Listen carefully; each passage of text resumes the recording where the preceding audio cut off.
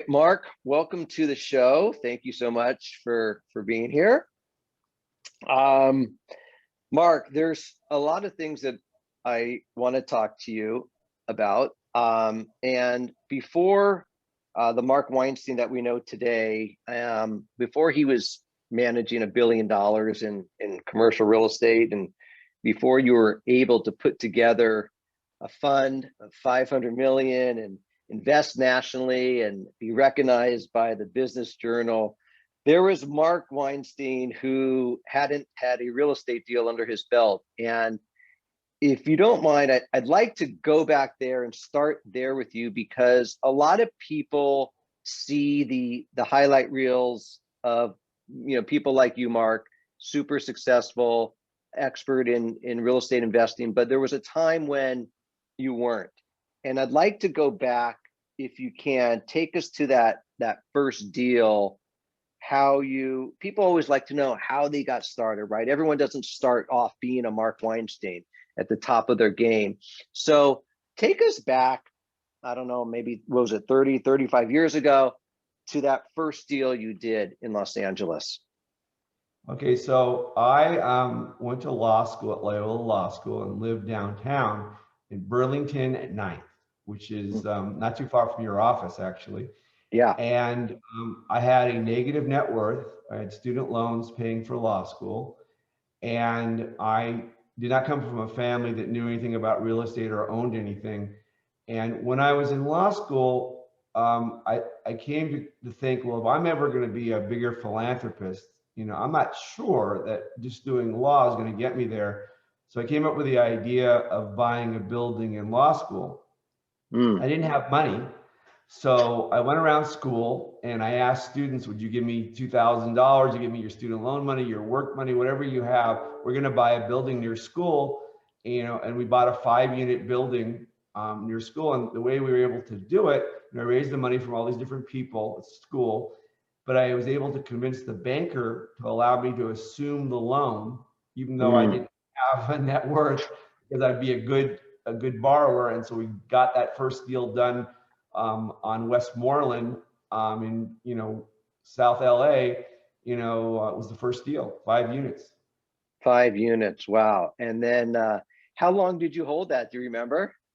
Well, it's interesting. I held it for a few years and I ended up selling it to my secretary, who was one of my protégés, and she still owns it.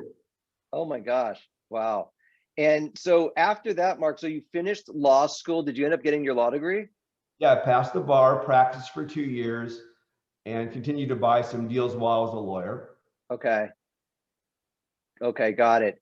Interesting. So for people out there, they don't always need to be a super high net worth individual per se, and to kind of get started, to start off with something small like you did, a 5-unit, 6-unit is a nice entryway into a real estate investing career.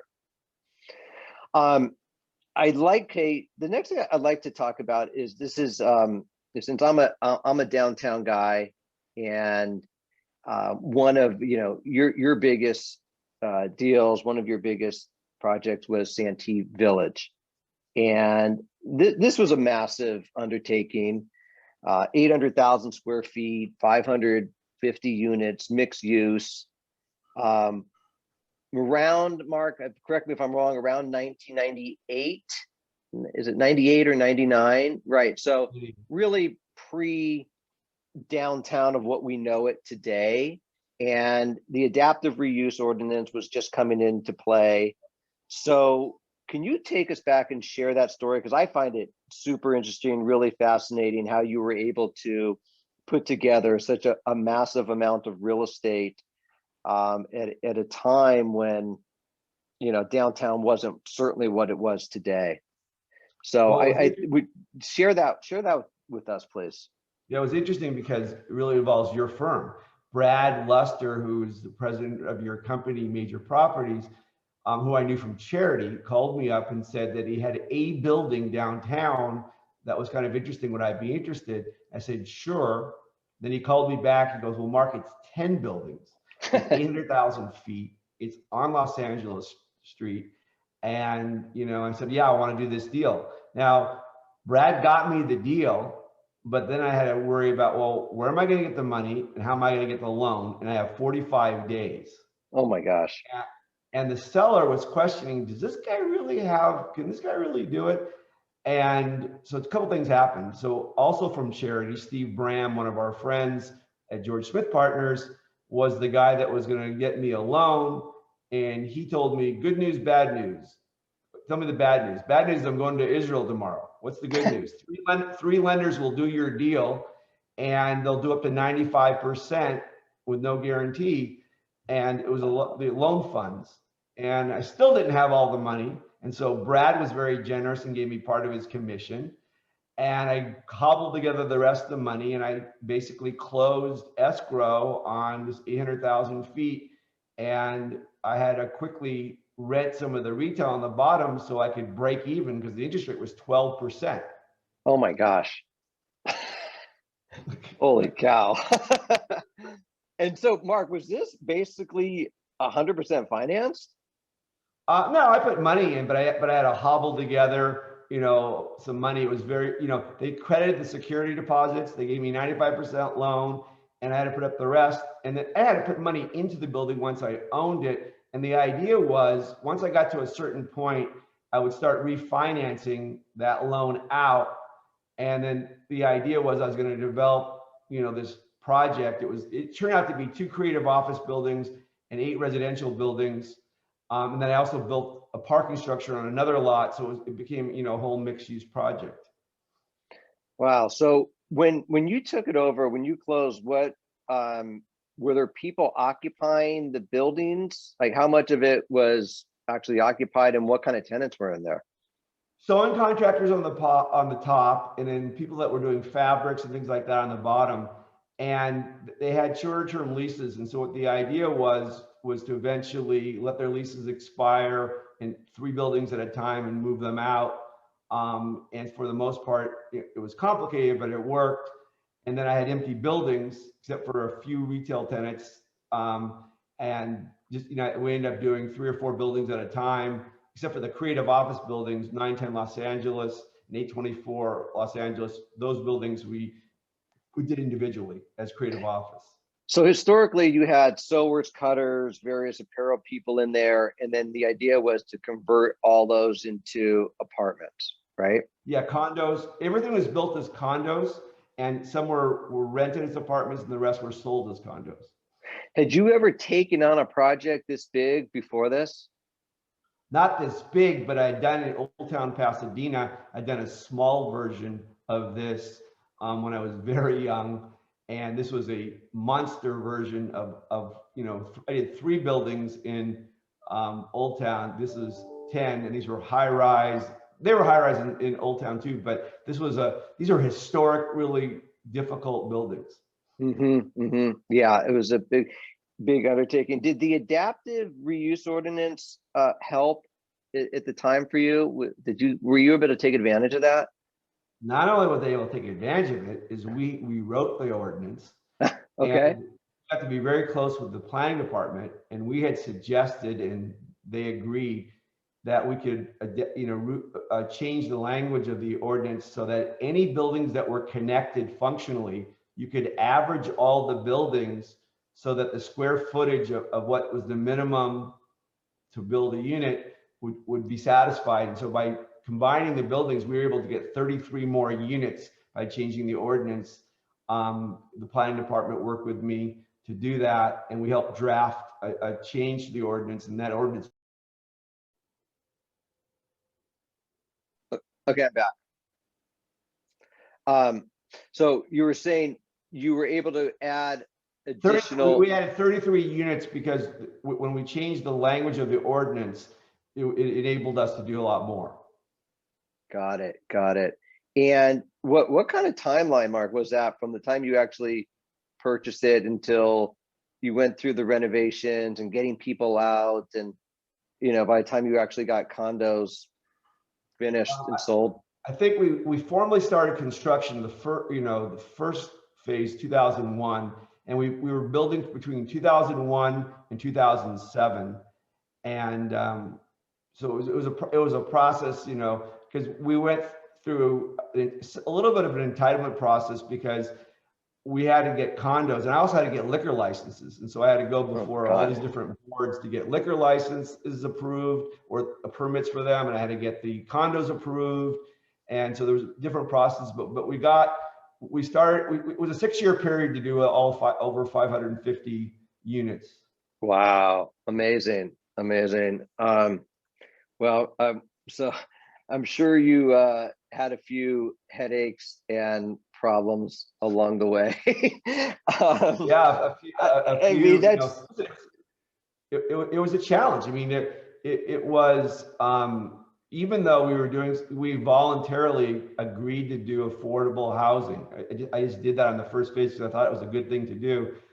The city wasn't as cooperative politically as you would have thought, but the departments were amazing. The water and power, planning, building, safety, fire department. There's some really funny and great stories, but they all worked with us and helped make it successful. I owe a lot to the different departments of the city for making our project so successful. yeah, super interesting. And, you know, I guess maybe you had some luck along the way, or, I mean, because you hadn't owned anything like in the core of downtown. You had the apartment building outside, kind of near Loyola, but nothing really in downtown prior to this. Is that right? Yeah, I had a bunch of apartment buildings in Koreatown, but I had never owned a building in downtown, correct? Yeah, and by the way, just to be clear for people listening, that, you know, downtown in 1998 is nothing like downtown in, you know, 2018, 2019, 2020. I mean, there were still, even though we got the homeless now, but you didn't have the amount of people living here. You didn't have the amenities that we do now. You didn't have a Bottega Louise and, you know, all these restaurants and was the Ralph's even in at the time? No. Ralph? No. So there was no Ralph, no supermarket, certainly no Trader Joe's.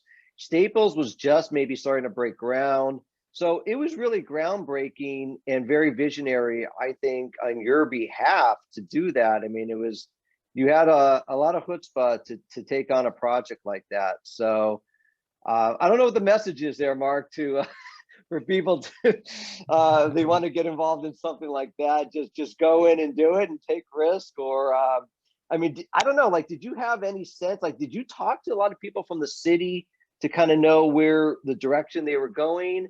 Or was it just such a, you know, buying these buildings at such a low cost per square foot was intriguing to you? What was it? Well, one of the things that I thought about is that it was a lifetime opportunity to be able to control that many buildings. And I'd been very creative in the past. And what I saw, you know, Phil Anschultz had done a stadium in Denver, and then he took a CD downtown and people started building units. When I heard he was going to do the Staples Center, you know, I went to meet in Denver with the mayor and all the developers. I went to Dallas. Wow, I saw how okay. they transformed their downtowns. And so I took some of the best lessons from those other downtowns and I tried to apply it to our downtown. And I brought it back to our mayor and to the transportation people. And I had suggested you guys should take over some land so we could build parking structures. I said, we need to plan in advance for what could happen in downtown. And so I was encouraging them to do a lot of things to think ahead. Unfortunately, I wasn't able to get their buy-in as to that, but I went ahead and did my project, found my own parking, created my own, you know, little Soho of downtown. And maybe it was a little bit of just ignorance that you know, I didn't realize what I was doing. I just did it. Wow, I love that. Like, well, that's interesting. That opens up something else. So I don't know, like, how, you know, you were a real estate investor. You maybe were at it, I don't know, what, 10, 12 years at that point. Yeah. And Yeah. so you just called the mayors of Denver and Dallas and you were able to get meetings and sit down and say, hey, I'm Mark Weinstein. I'm a developer in LA and I want to know how you guys did what you did here in Denver. No, actually what was interesting is Young Presidents Organization, YPO, people in those cities, I reached out to them and they arranged the meetings. And so Okay. in LA, I was very, very politically involved. It was necessary to like change the laws and get things done. But these other cities, you're right, I didn't know these people, but it was really gracious of these people in these other cities that introduced me to the developers, the transportation department, the mayors.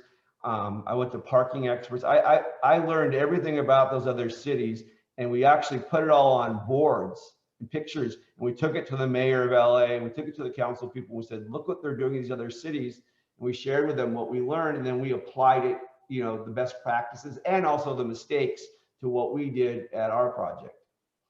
Wow, super interesting. So YPO is a Young Presidents Organization, right? Correct.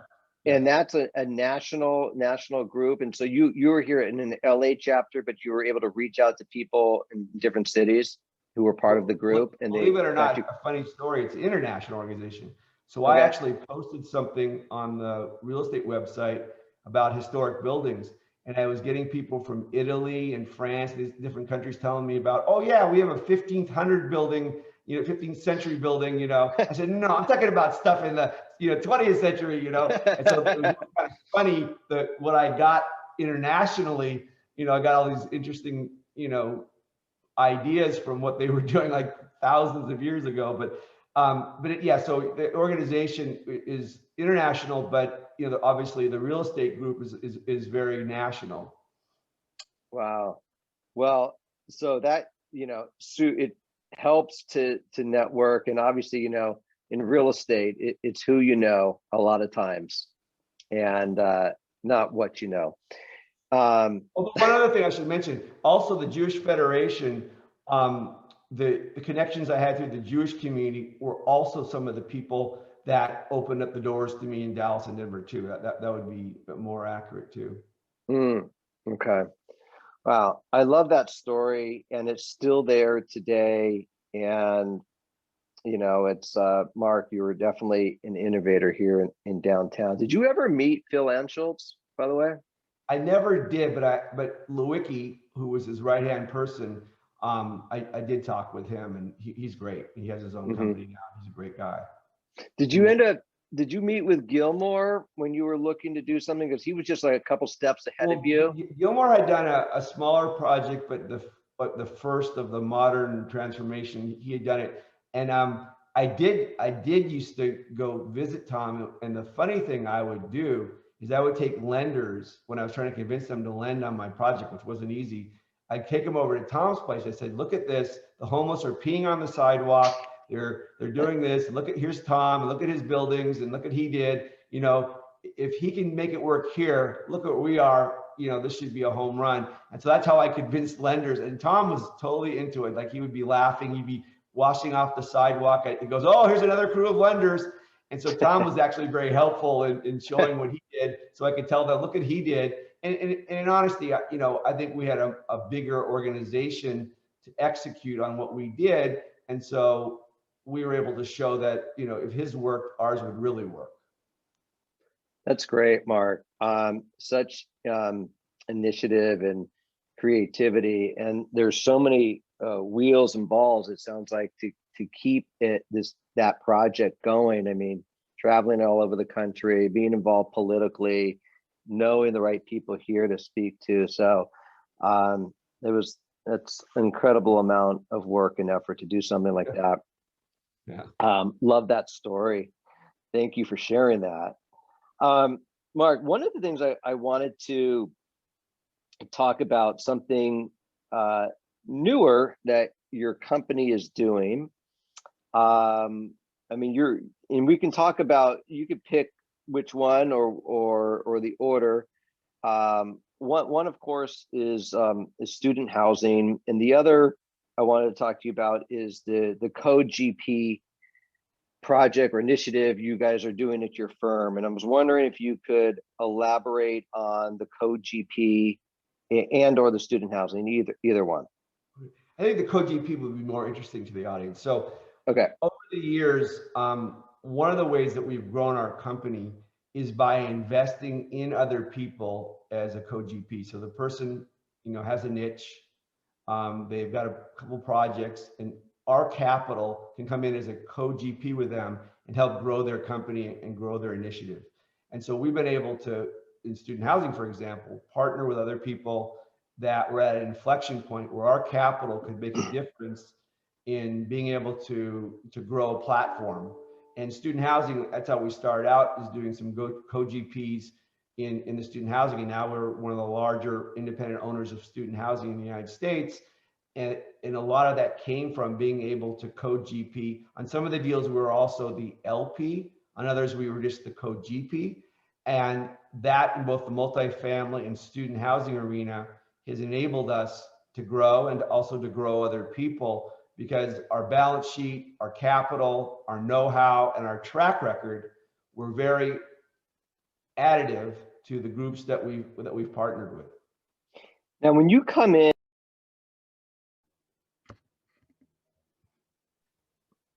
Mark.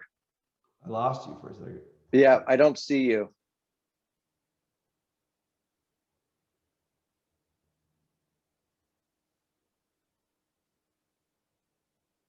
Mark, is your video on? I'm on. I don't see you. I see You it. see me? Oh, there we go. I do. Okay. So my question was, if you're coming in as this co-GP, are you guys strictly on the capital side, or are you involved in day-to-day or operations or development in any sense, or direction on how it's going to happen?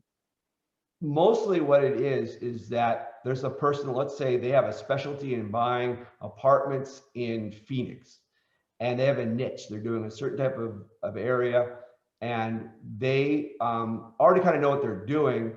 We come in, first our capital helps them complete their deal or attract the LP capital, or we become the LP also. And we help them grow, and they're able to use our track record with the seller, saying, look at the track record of MJW, they close, and also with the investors, that they're able to use that. So we're not necessarily involved in the day by day, but we're more of a strategic partner where they can rely on us for advice, and they run their platform. Got it. Okay, that makes sense. And you're doing this co-GP model for multifamily student housing only, or other asset classes in real estate? Right now, just that. Not as much in the development, though we are doing, in special circumstances, if someone has a good pipeline, they know what they're doing, and it makes sense, we'll do development, but development is not usually what we do. It's usually core plus and value add. And you've invested in, I think, pretty much all asset classes, like, of course, multifamily, student housing, you've done self-storage, right? Office. Are you staying away from certain classes right now and only focusing on others, or are you open to seeing all types of opportunities? Well, office and industrial that we've done was just kind of the situations we were converting things usually, but we're mostly multifamily and student housing investors. And even it's been more slanted toward multifamily. Student housing has been a great business for us, but it's an operation business. And cap rates have been very similar in buying apartments versus student housing, and there's more risk. And so there should be a bigger spread. And so we've bought some more student housing, but we're buying more multifamily. And most of the partnering we're doing is in regular multifamily. On the student housing, it seems heavy management intensive, because there would typically be a lot of turnover, right? Like, the students do they stay a year? Do they leave during the summer? Are the places a real mess after they leave? How have you dealt with that? 12-month leases, all of them. Yeah. So it's always 12 months. You underwrite your properties to have the kind of turnover that you're talking about and the damage. I went to UC Santa Barbara, and I own property at UC Santa Barbara. I know how the students are going to be on the property. You were one of them. I was one of those guys that used to, you were one of those guys. It was me. So anyway, yes, it's part of what you underwrite. And it's an operational business. And boy, was it operational intensive during COVID, because there was a lot more to do. And, people are living in close proximity. You're running an operating business. You have gyms, and you have public areas, and there's a lot more to do. It kept us very busy during the pandemic. Mark, there's a few more things I'd like to cover before we wind down. I read in an article, and feel free to correct me on this quote. You said, even before the virus, we felt there were imbalances in the market. It's when you were talking about student housing. And is that what led you to create this fund? You've recently created a fund for approximately $500 million. Is that what led you to create the fund, or was it something else? Well, we thought there was going to be some dislocation. And even though we did raise a bunch of money, we didn't finish raising the fund because we didn't want to be holding money when there weren't the opportunities that we had thought. So what we had thought was going to happen is there was going to be a lot of distress, and a lot of, in student housing, there were already some issues. And it turned out that there were issues, but in places we didn't want to be. And so we didn't really find distress in places or things that we wanted to invest in. And so we did buy a lot, but not distress. And we decided that, what might be available, the risk adjusted return wasn't right for us or our investors.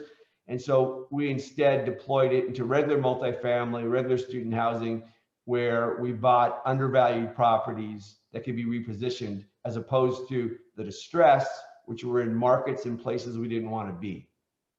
So how do you distinguish between the undervalued and distressed? Well, distressed is like, for example, University of Missouri. The school lost 20% of its student bodies. And there was a project that was, not pedestrian walkable to school. And we didn't buy that project, even though it was half of the cost to build, because there's just too much risk for us. Whereas the undervalued, you buy from an owner who's owned something for 30 years, didn't manage it professionally the way we would. Rents were low. We got in at a good cap rate at a school that we knew that we're the largest owner at, and we're able to, really make a 20% IRR with not as much downside risk. Okay. Are there certain parts of the country you like better for student housing than others? It's really a school by school, and we like the Pac-12, Big Ten type schools, or schools that are great at sports. We want to be pedestrian to campus. And what kind of supply do they have? Are they limited? It's like supply and demand type thing. And it's school by school. So it really depends. Got it. Okay. Interesting. So would you say it's, so you mentioned that you actually do own in Santa Barbara at UCSB. You own some student housing up there. Okay. Yes. Did you have any deals? You've had a very successful career in real estate investing. Did you ever have any deals that didn't work out? Oh yeah. I mean, the good news is that I had a deal, my largest deal, I thought was too risky for investors because they wouldn't understand the risk. So I didn't ask anybody to invest. So I own the Sears building in Boyle Heights, 1.8 million square feet, 23 acres. Wow. I bought it for very inexpensive. And I was going to develop a million square feet of retail, 1,000 units, and just a huge project. And in 2007, I said, something, the world's changing. I need to get out. And I wasn't able to get out because of politics, economy. Sears sued us for no good reason. And I ended up having to hold it till 2013. And so it was a very expensive learning experience because of the opportunity cost that I wasn't able to take advantage of. And you handled that one yourself. You didn't bring in other outside investors on that one? Correct. I thought that they wouldn't understand the risk. I was going to eventually, if I had developed it, get institutional partners, but I had decided to sell it prior to doing that in 2007, right before we were going to start construction.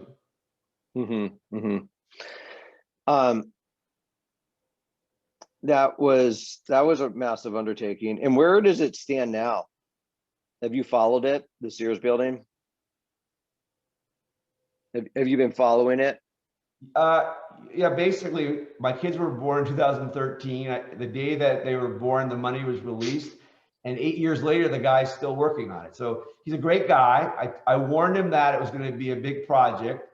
And I think he made some progress, but he's been trying to sell it himself for my last time I talked to him. Wow. And Sears, do they still have a lease on the building? Yeah, they had a 99-year lease. They paid $1, but they thought that they owned the whole thing in the way they acted, and they really interfered greatly with my ability to do things. And we had a lawsuit, and I eventually won the lawsuit, but I lost the time between 2007 and 2013. So we redid their lease to give us more rights, but the economy changed greatly in those 6 years. Right, right, right.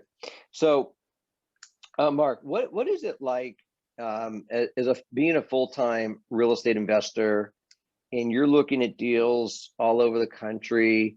How many deals, do you say you look at a week? And do you have how many people looking and sourcing these deals and bringing them to you? And at what point do you get involved in the opportunity?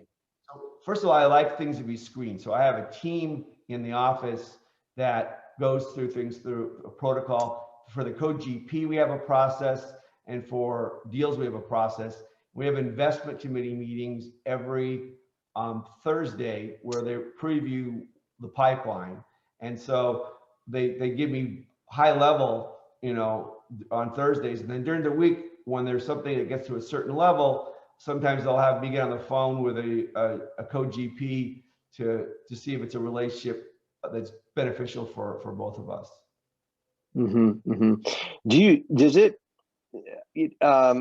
I mean, real estate is, a high pressure game. You're dealing with a lot of finances. You're dealing oftentimes with other people's money, people that trust you.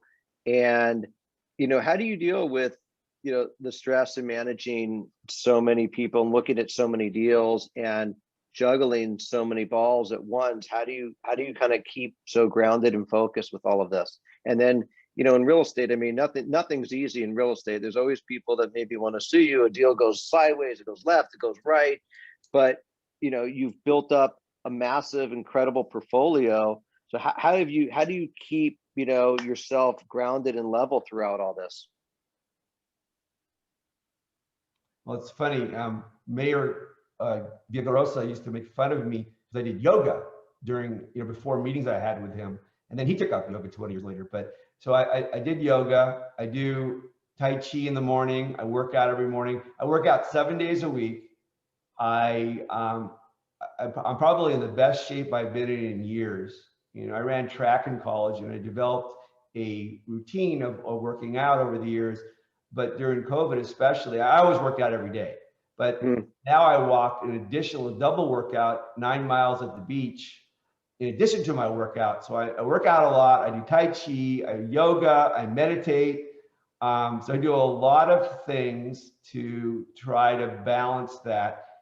And I do it for a variety of reasons. One is, as Brad Luster could tell you, I was very high strung, type A personality, all over the map. I used to be up at 4 a.m. during the Santee project. And, having kids, is just, it changes the whole universe, because you want to make sure you're available and present for your kids. And so so the balance of life, I can't emphasize enough how important it is. It doesn't matter how much money you have and how many buildings you have. What really matters is your family and your health, and also giving back to the community. I mean, basically, you have to do good in the community. You got to take care of your family. You got to be healthy, and you got to make yourself available for your kids. And that to me is kind of the model that I live by. That's really nice. And I think anybody, no matter what business you're in, and those listening could take that away and use that. Wait, did you say you're walking 9 miles on the beach? Yeah, 3 days a week, 2 or 3 days a week, I'm walking 9 miles at the beach. Oh my God. On the flat sand, low tide. And it just got into this routine that I started doing that in addition to my other workouts. So it clears your mind. Walking on the beach with the sand and the earth and, flat, you can just lose yourself. And so that's been a second workout I've done several days a week. It's really been great. That's fantastic. I love that. Love that. So, Mark, before we gonna wind this down, would you have any advice or tips for people looking to get into real estate investing today? Well, one thing, if you're not in the business, it's a hard time to get in because people have been downsizing their operations, and so you be patient with that. And as far as getting involved, you got to start somewhere. Make an investment. Start small and grow, and don't be so impatient to do it all at once. I mean, all of us are now. It's a long term. It's a marathon, not a sprint. And there's going to be different waves in the economy, and people are overzealous, they're overpaying. Wait till the market comes to you. And like any investment, you start and you spread out over a period of time, and if you're in it for the long run, you'll do fine. Mm-hmm. Great.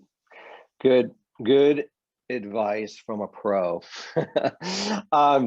Okay, so two last questions. Since this is an LA-based podcast, I like to ask my guests at the end two LA questions, and it couldn't be more perfect for you since you are an LA native, and seems like a rare breed these days. So the first question, Mark, is what is your favorite, either you can answer it in one of two ways, either your favorite thing to do in Los Angeles or your favorite place to visit in Los Angeles? I guess the beach. I mean, I think the walks on the beach and being at the ocean, we're so fortunate to have an ocean right by us. And I just love, I feel free there, and just my worries wash over me when I'm there.